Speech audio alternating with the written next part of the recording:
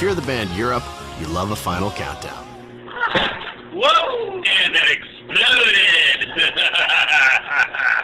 You want answers? I think I'm entitled. You want answers? I want the truth! You can't handle the truth!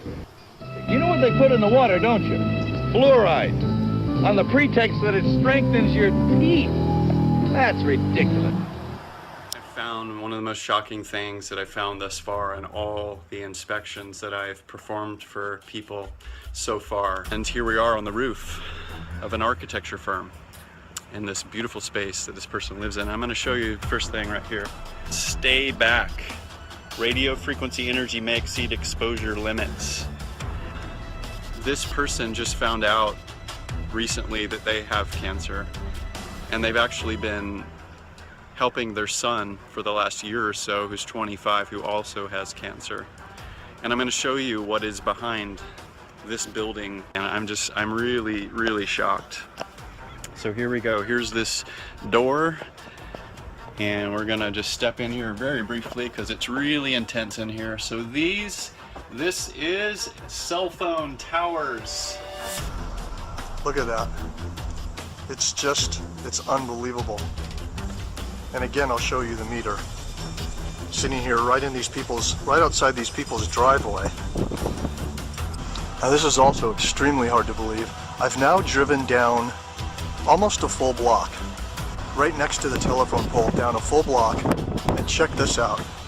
I'm going to show you the meter reading, and the meter is still up at 2 and 3 volts per meter in the red on the left-hand side at the peak. Benjamin Rivas has worked on cell phone towers for 14 years. Physically burned my hand. The burn is a work injury you can see. What you see here is what I would call an everyday crime. Other problems he said caused by the towers aren't as easy to spot. Depression, and I get headaches from time to time, and mood swings and stuff. Here's what I consider, in my personal opinion, another crime scene. And I don't think I'm being dramatic saying this. Here's the cell phone tower. I want you to notice where this is located. Literally in the parking lot, right next to these stores. There's human beings working in these stores and eating in these restaurants all day long, and there's a cell phone tower right there. That's hitting 1,000 microwatts per square meter, depending on the pulses that are coming off the tower. I'm across the street, as you can see. I wouldn't even want to guess what the radiation exposure is inside of those stores there. And I have the meter set on average, which you can see here it says RMS, which means microwatts per square meter average power density. This is 800, 900 microwatts per square meter. Goes even higher. Once again, biological effects start at 3.4 to 6 microwatts per square meter average power density. 52-year-old Sanjay Kasliwal is counting the days now. Incurable brain cancer due to radiation from mobile phone towers in his neighborhood has reduced life to little more. His brother has been termed luckier, sent to the US for brain surgery, but both of them know hope fades. I have written to all possible government offices to find out what sort of control are they doing or what sort of an audit is being done, and it seems everything falls on deaf ears. Nobody is concerned. Experts say the area the two men live in faces radiation from mobile phone towers equivalent to living in a microwave oven 19 minutes a day. See, the levels were somewhere between -18 to -20 to 20 dBm also over here, and these radiation levels are very high for prolonged exposure, for almost about 100 times higher than what is recommended for continuous safe exposure. And there are 2 cancer cases which have been reported in this house. There's even a dog has got cancer. It's kind of interesting when cell phone tower workers are telling you that they have headaches, that they have brain cancer, that they have all these health issues. throughout the day where they get these headaches or blurry vision. Why would so many of these guys have these seemingly often problems like this? You would think that if there was nothing really bad about cell phone towers, that obviously those who would work on these towers would be fine. But instead you hear something quite different. And with the readouts with this, 1,000 plus microwatts per square meter measured near one of these cell phone towers, when it only takes about 10 microwatts to even have any effect on you. So we're talking 100 times the threshold for where it actually can cause harm to a person. So it's very interesting. You know, some people have mentioned that when they've lived near cell phone towers that they've had headaches and depression, and this is also something that these tower workers have mentioned as well, having even depression from doing this. So this also begs the question of whether or not these patents I've shown in a previous video really are something that is being used on some of these towers to where it can actually influence you. These frequencies that they use can cause certain types of emotions and certain types of feelings. At certain frequencies it makes you even potentially depressed feeling, and in other frequencies it can cause you to even become enraged. And why is there so many cell phone towers? And in many cases these cell phone towers, if you put your cell phone directly towards them in the range and it doesn't do anything, you go look up the cell phone tower online, it says it's for this certain particular company, let's say Sprint. You go and take your phone over to it and you have no bars. That doesn't even make any sense. Or even have some of these cell phone towers multiples in a row. Why would you have so many in a row? What's the relevance of that? It's supposed to be covering certain square footage, allegedly, but instead we have them lined up near a highway. Why would they be doing that? Especially not very far apart. So it makes you kind of wonder what they're really for here. To broadcast the entire Earth, it takes 2 kilowatts, 2 hair dryers. Now a microwave oven uses 1,000 watts or 1 kilowatt. Here's the damage 1 kilowatt can be done by somebody when they take a magnetron out of a microwave and turn it into a ray gun. This is just a small example of a low-tech weapon running on 1,000 watts. Then you have these things here, these huge towers of death. Now each row in this tower, an array, or a set of dishes or rectennas or whatever you want to call them, is connected to a cable with a maximum power output of 300,000 watts, or 300 kilowatts. That's 300 microwave ovens. We base that conservative estimate based on the gauge of the cabling that's running up to one of these arrays. They're estimated at 300,000 watts per cable. Those aren't fiber optic cables running up to those arrays. It's a thick copper gauge transmission line quality cable running up those towers. Now if there's 10 cables, that's like 3 megawatts of power. And these cables are out there to output power to the magnetron, not for data transfer. That's an important point. These cell phone towers are weaponized. There's no other reason to have this much power running up the cables. It isn't for data transfer. Now, FCC regulations limit normal transmission per array to about 400 watts.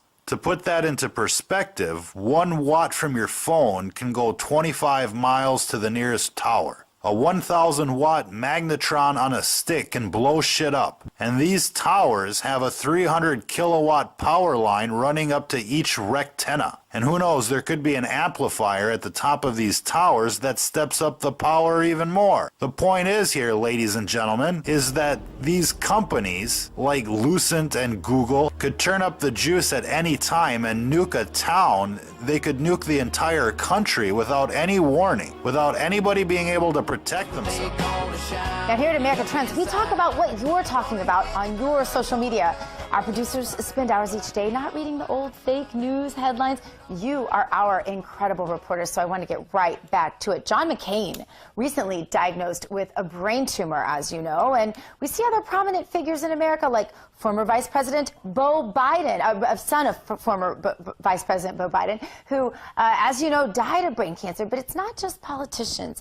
It happens to people across the country. And some studies have shown a link between brain cancer and cell phone use. So I wondered, when I saw what had happened with John McCain, if it could have anything to do with that. So I called in the expert here with me now to discuss California Brain Tumor Association. And We Are the Evidence, bioinitiative.org, Kevin Modis. Kevin, the John McCain, is it any coincidence? Is there any way it's coincidence that the scar he has is like right here, and this is all happening right here, and that happens to be right where you put a cell phone? Yeah, just like you said, Gina, the scar is right down his face, exactly where you would hold your cell phone.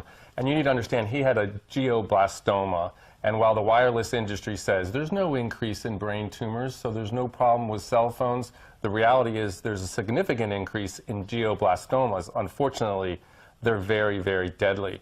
So whether curing some source of brain cancer, they can come up with these statistics that say there's no increase in brain cancer, when you're saying there has been a dramatic increase in the one specifically related to cell phone radiation. Yeah, and the glioblastomas have been related to cell phone use by a scientist and medical doctor, Leonard Hardell, and people can go to his blog, Hardell blog, and he's one of the leading scientists, has a group that has been doing research for a long time and has significantly shown a relationship between cell phone use and these GBMs, or glioblastomas. The other thing is the wireless industry says there hasn't been any increase in brain tumors, and for the overall head, there hasn't been an increase. But in the three areas of the brain that get the most cell phone radiation, okay, your frontal lobe, your temporal lobe, and your cerebellum, the increase is significant in a study that was done by USC all the way up for the 15 years before 2006. Now, that's up to 2006. Now, think about how much people have been using wireless since 2006. Yeah, and your Bluetooth doesn't change this, right? No, it doesn't, because it still transmits to the cell phone. As much? Not as much, but you still have a transmitter in your ear. And as one technician said, why don't you explain to him, your ear is a hole in your head, and those microwaves go right into your head. So I don't really like to talk on my phone, and the reason is because I get a headache when I talk on my phone. And people get really frustrated with me that I almost refuse to talk on my cell phone. Unless it's an emergency with one of my children, I pretty much don't do it. And if I do it, I will use the speaker function. Am I safe? Well, you're not safe, and you're a great example of neurological effects from wireless radiation.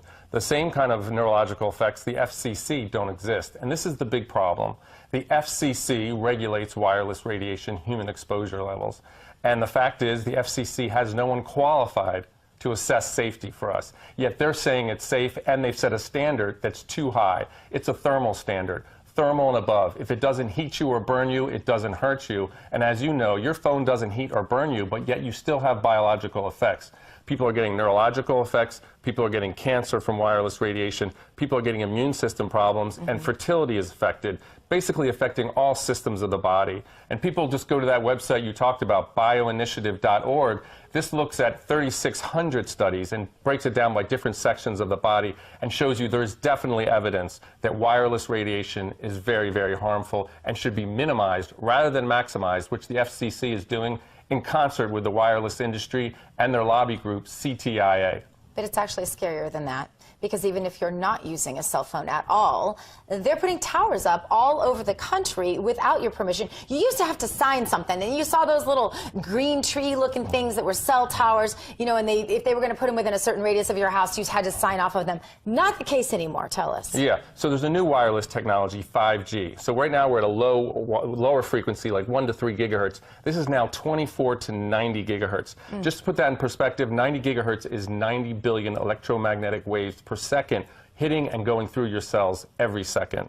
That is far from natural. Your heart has a circuit, has electricity to it. Your brain has electricity to it. It's about 8 to 10 hertz. This is billions of times more than what's natural. And 5G is being forced on us. In California, SB 649 is going to make it so they can put one of these transmitters in front of your house. And 5G doesn't travel very well because it's very dense. And so they have to put a transmitter about every 2 to 10 homes. And they're not going to ask you about it. They're just going to put it in front of you, exempt from any health, safety, or environmental review. On street lights. On street lights, on poles in front of your house, on any kind of fixture that can get what they want. And it's not going to be your choice. There's not going to be any consent. And I got to tell you, it's not a very Republican thing to do. It's not a very American thing to do. And these bills are stripping away your constitutional rights to protect yourself and your families. But this goes way back. The 1996 Telecommunications Act that was passed in 1996 by Bill Clinton had Section 704 that banned by law looking at health and safety when they put cell towers in. This is how they built out the whole network. They've known about health effects for decades. This is Orwellian. Absolutely. It's a concerted, concentrated effort to hide wireless radiation health effects, and it's absolutely time it stops. 5G is we're looking at a worst-case scenario. High frequency, high-intensity wireless in front of your home, in close proximity, continuously. What's interesting is the Army, and people should look this up. Look up the active denial system. The active denial system. The military is using these frequencies at 95 gigahertz. And remember, they're talking about 24 to 90 gigahertz for this, as a biological weapon for crowd control.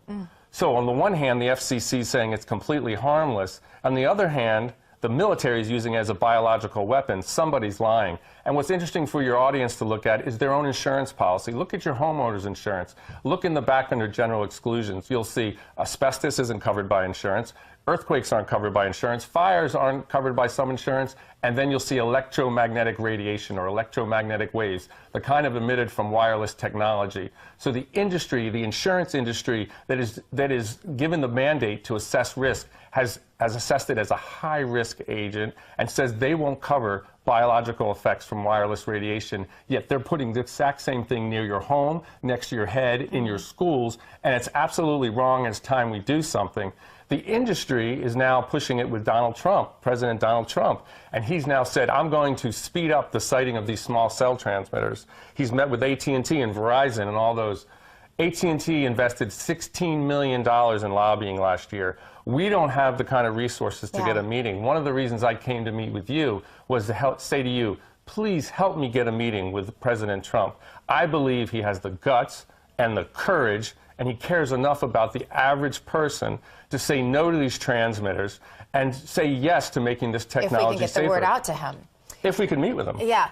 Well, you have taken this so seriously that you've literally dedicated your life to this. This is your life's work. But aside from meeting with the president, which of course has to be a goal if we're going to change policy, I know you've also met with many legislators. How can we, the average citizen, be the most effective? Because honestly, the information is overwhelming. Okay. So half the states now have these bills called the Wireless Telecommunications Facilities Act, designed on a state level to strip your rights away and put these little cell transmitters in front of your house.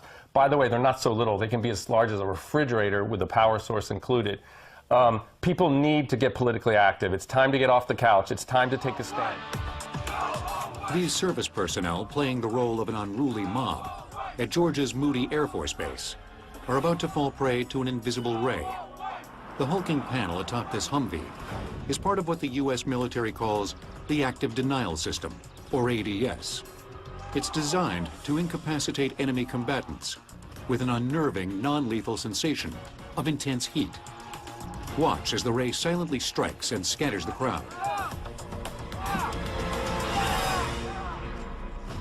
The Active Denial System has three great characteristics. First of all, it's safe. Second, it's effective. And third, it has a tremendous range compared to the other non-lethal weapons that today's warfighter has. This is the heart of this 100-kilowatt transmitter. This is the gyrotron. 200 kilowatts of electricity is fed in, and 100 kilowatts of radio frequency comes out. That millimeter wave energy comes out an aperture underneath the main reflector, hits the subreflector, which illuminates that main reflector and sends a roughly antenna-sized beam downrange. Those holes that you see in the antenna are for the cameras and other visual equipment that the operator uses so that he knows exactly where that beam is going. It's operated by a joystick. The operator looks into the console, sees exactly what that antenna is aimed at, moves the joystick left, antenna slews to the left, same way to the right.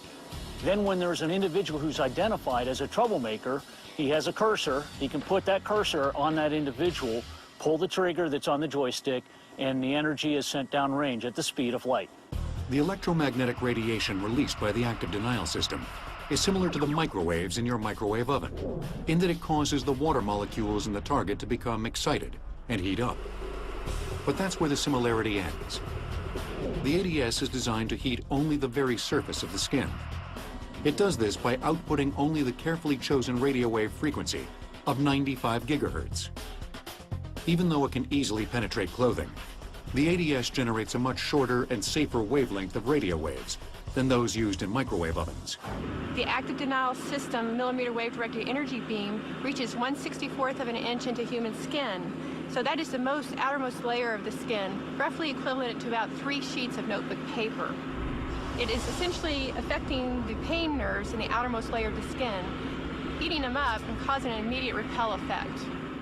Even these stoic servicemen, aware of what's about to happen, engage, can't help but flinch when they feel the heat. This is the first time I've experienced the beam from the active denial system, and it feels like an intense warmth feeling, kind of similar to opening a very hot oven door, and it's a compelling feeling that you want to get out of the way of this beam. If you were not expecting this, it would definitely shock you and make you want to move. The ADS represents just the latest effort to devise an effective ray weapon. Talking about post-human society. That's right, you heard that correctly. Post-human. After human. When man merges with machine. When man will be no more. That is their endgame, to wipe out humanity. Where resistance is futile. That kind of thing. That's what they're thinking about. That's what they want to bring into the world. And that brings us back to what we were talking about yesterday, the weaponization of cell phone towers. To recap that discussion, a cell phone tower is a giant microwave oven on a stick. Cell phone towers use a magnetron or an oscillator like a microwave oven to make microwaves. That's how they communicate. Radars use the very same technology. That part that's beaming into the dish is a magnetron, just like a microwave oven and just like a cell phone tower.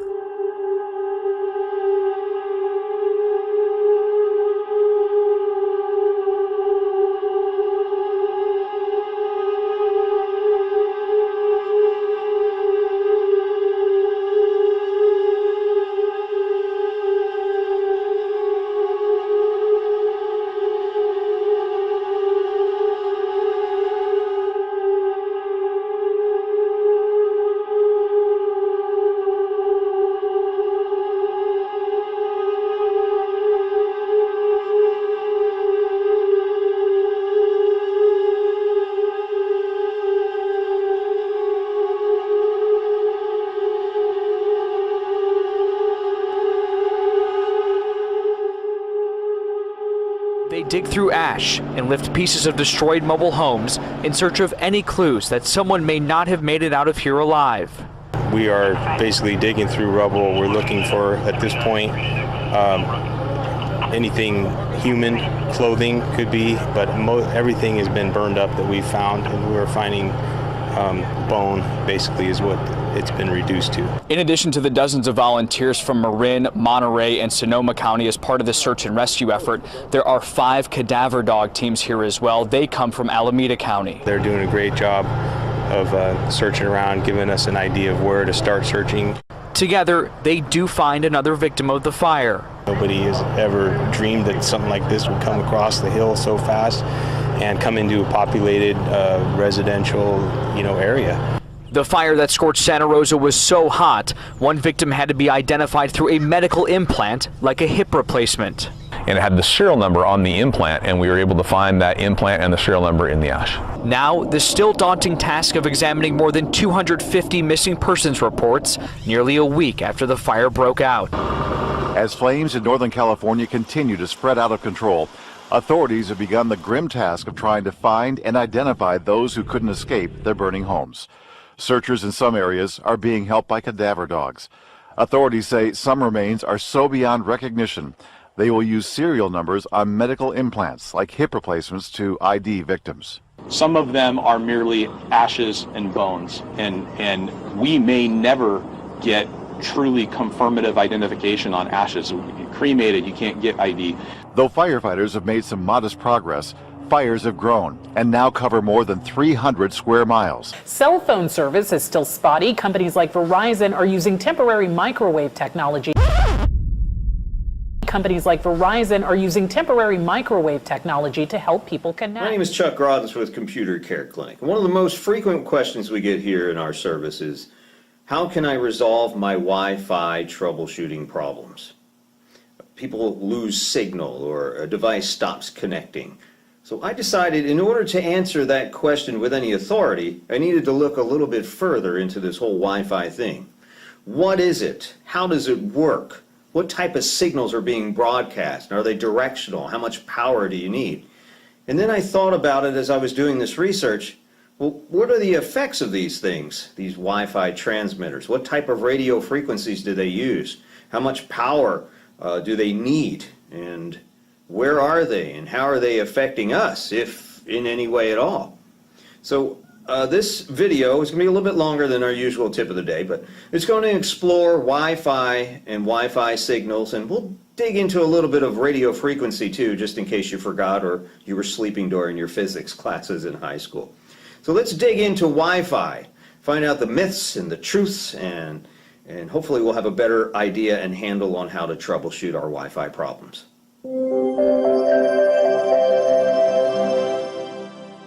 Let's first look at an oversimplified view of the electromagnetic field, or EMF radiation spectrum.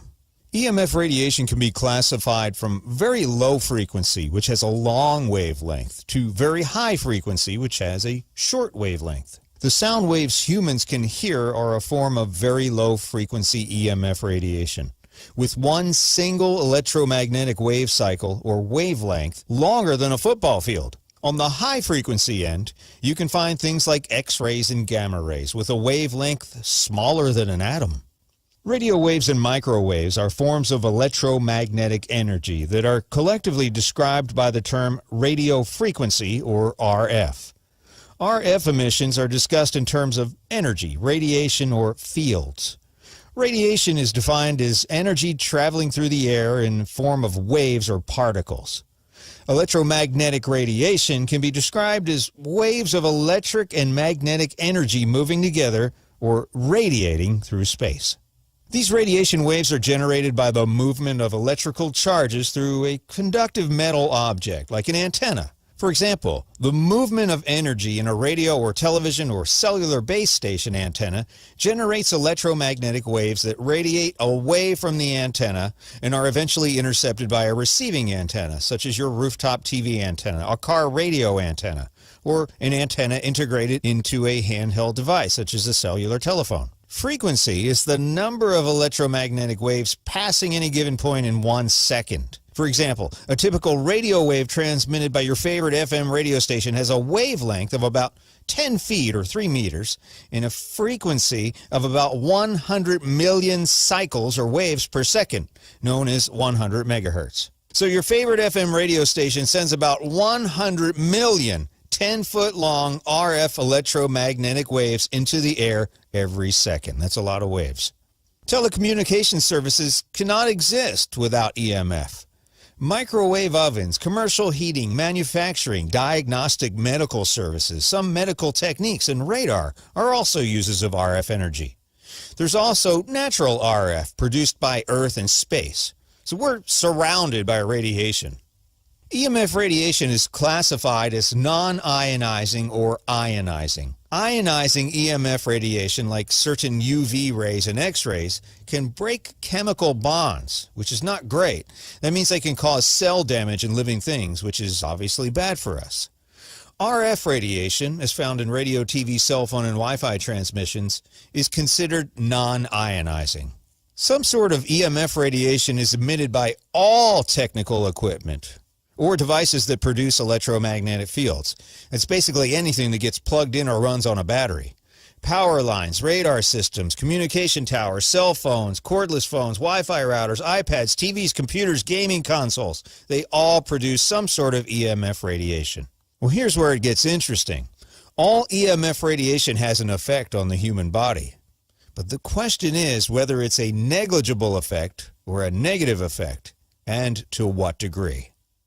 Microwaves are a specific category of radio waves. They can be defined as radio frequency radiation with frequencies from several hundred megahertz to several gigahertz, or thousands of megahertz. One of the most familiar and widespread uses of microwave energy is found in household microwave ovens, which operate at a frequency of about 2,450 megahertz, or 2.45 gigahertz. Sound familiar? That's right. Almost the same frequency your microwave oven uses to heat your food is also used for most cordless phones and Wi-Fi routers.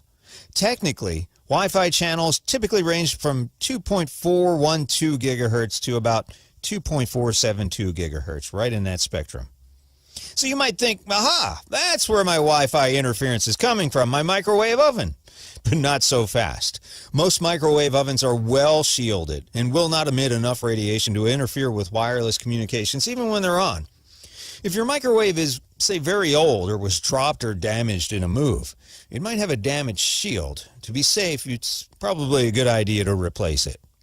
If you have doubts about your wireless equipment and interference, you could upgrade that wireless networking equipment and your cordless phone devices to the newer 5 gigahertz band, which is way above the 2.4, as long as your wireless devices all support it. Research continues on the possible effects of exposure to RF and microwave radiation. 2.4 gigahertz, as we learned, is far from ionizing radiation, the type that can quickly harm human tissue and cause bad things like cancer. But you can't see or feel any radiation. And what's scary is the long-term effects of exposure to radiation might not appear for several months or even years. It's widely thought the principal effect of non-ionizing radiation, like microwaves, is an increase in the temperature of water in our bodies. Theoretically, it would take an unlikely amount of microwave energy to cause harm to a human body. But as scientists are beginning to study the effects more closely, some people are beginning to change their minds. In 2011, the WHO International Agency for Research on Cancer classified radio frequency electromagnetic fields as possibly carcinogenic to humans, based on an increased risk for glioma, a malignant type of brain cancer associated with wireless phone use. You probably heard about that in the news. Also, 2 areas of the body, the eyes and the testes, are known to be particularly vulnerable to heating by RF energy because of the relative lack of available blood flow to dissipate the excessive heat. Laboratory experiments have shown that 30 minutes to 1 hour of considerably high levels of RF radiation, now we're talking 100 to 200 milliwatts per centimeter squared, which is a tremendous amount of energy, can cause cataracts in rabbits. Temporary sterility caused by such effects as changes in sperm count and in sperm mobility is possible after exposures of the testes to high-level RF radiation. So if you're thinking about having children, fellas, you might want to remove that cell phone from your front pocket. The good news is that typical environmental levels of RF energy routinely encountered by the general public are far below levels necessary to produce significant heating and increased body temperature. But there may be situations, particularly workplace environments near high-powered RF sources, where recommended limits for safe exposure of human beings to RF energy could be exceeded. More recently, other scientific laboratories in North America, Europe, and elsewhere have reported certain biological effects after exposure of animals and animal tissue to relatively low levels of RF radiation. These reported effects have included certain changes in the immune system, neurological effects, behavioral effects, evidence for a link between microwave exposure and the action of certain drugs and compounds, an effect in brain tissue, and effects on DNA. Some studies have also examined the possibility of a link between RF and microwave exposure and cancer. Results to date have been inconclusive. Microwave exposure, when you think about it, is fairly new, but it's growing quickly. Dr. Magda Havas makes some great points regarding our lack of experience with the effects of non-ionizing radiation since it's relatively recent. Cell phones have been around for nearly 30 years, but only becoming widespread in the last 10 since smartphones took off. Wi-Fi has been a thing for nearly 15 years now, growing slowly, but now it's everywhere.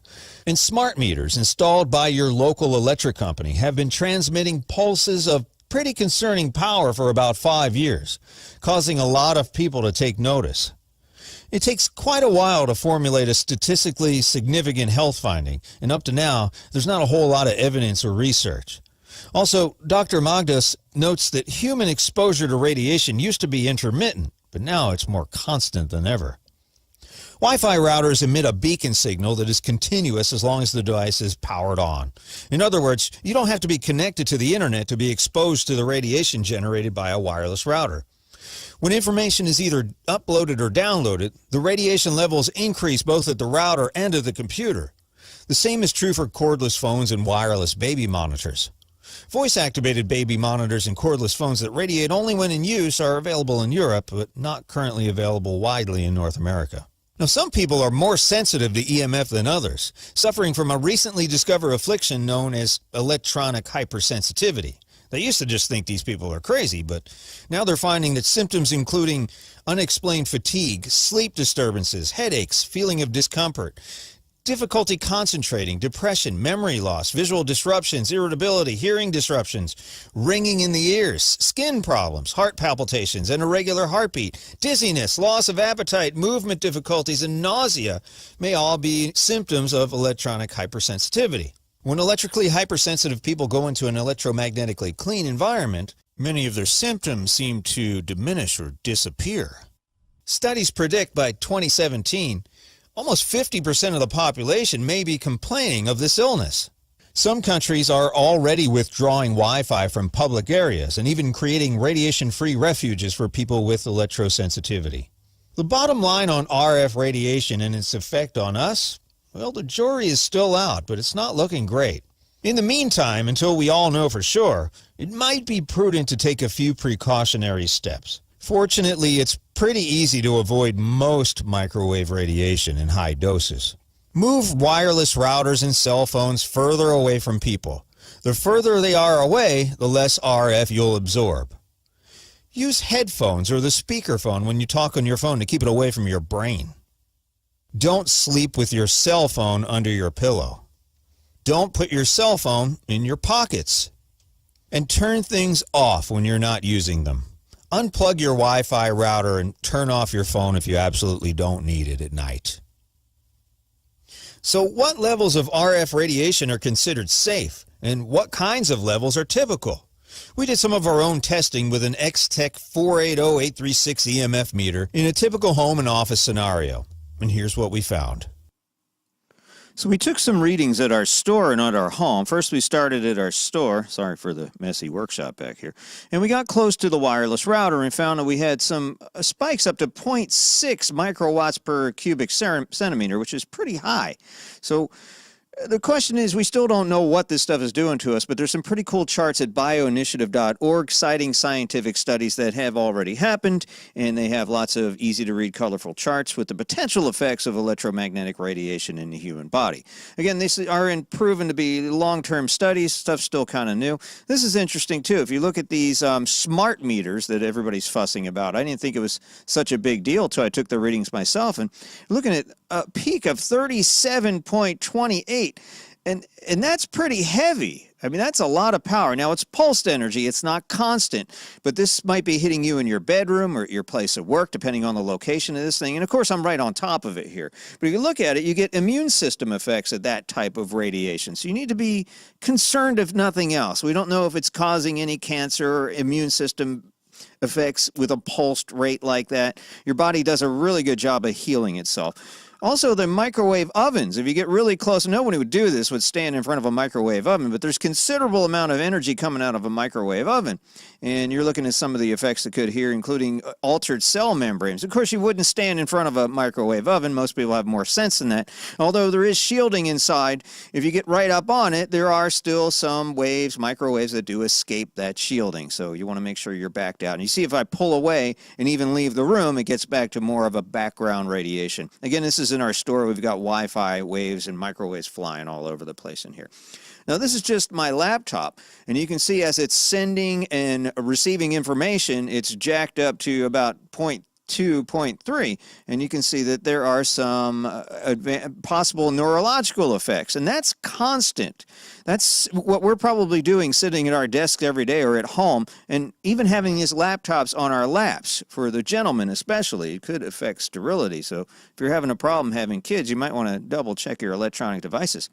Now, my wife was on a phone call, and look at this, spiking at 7 microwatts per cubic centimeter. And that's huge. I mean, it doesn't do it all the time. We have a pretty crappy signal. We have Verizon in our house, and unfortunately, we're a little far off the beaten path. So I understand the further are you away, the more energy your phone has to use to acquire that signal. As I pull this away from her cell phone while she's on an active call, and this doesn't happen all the time, just when you're on a telephone call, and it's a little less for Wi-Fi, you can see that it gets kind of jacked up periodically. Not all the time, but I mean, these are significant numbers here, this 3 and 4, and you can see on the chart here what this does, even up to 7. And again, this is more constant than the pulsed energy we're looking at. So if you spend a lot of time on the phone, you might have some questions about what is this stuff doing? It's a relatively new phenomenon, only the last decade or so, so we don't have a whole lot of information. We are the guinea pigs, my friends, so take some precautions and just be careful. It's better to be safe than be sorry. My name is Chuck Fresh. Please like and subscribe and tell your friends about this video too.